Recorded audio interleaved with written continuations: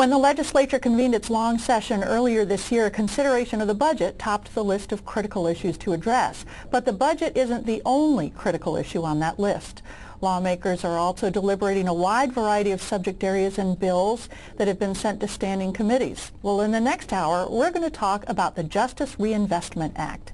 After months of deliberation and discussion among a variety of public stakeholders, legislation was introduced in April to provide a policy framework for reducing correction spending and increasing public safety through justice reinvestment strategies.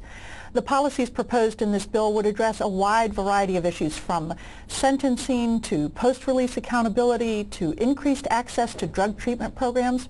Well, stay with us as we learn more, because here in the studio to talk with you are sponsors of House Bill 642, the Justice Reinvestment Act. And Representative Guice, I'm going to begin with you, if I may. Right.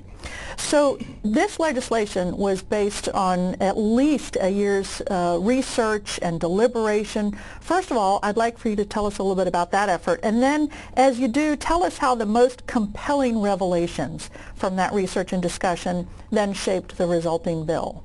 Well, thank you, Fran. Thank you for having us this evening also.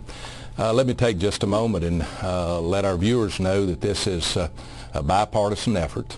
It's an effort where our governor stepped forward with our legislative leadership and asked the Council of State Government to look at North Carolina data, evaluate and analyze North Carolina data concerning our criminal justice system, and particularly the Department of Corrections and our judicial system.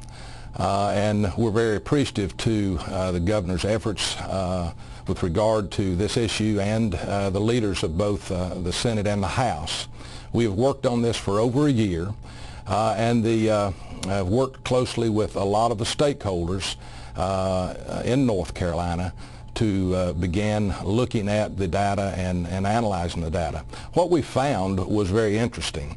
We found that North Carolina in the last number of years has done a superb job at locking people up, but we have actually done a poor job with our resources and how we use our resources. The data reflected that in 2009, the new admissions to prisons, over 56% of those new admissions to prisons were from probation revocations.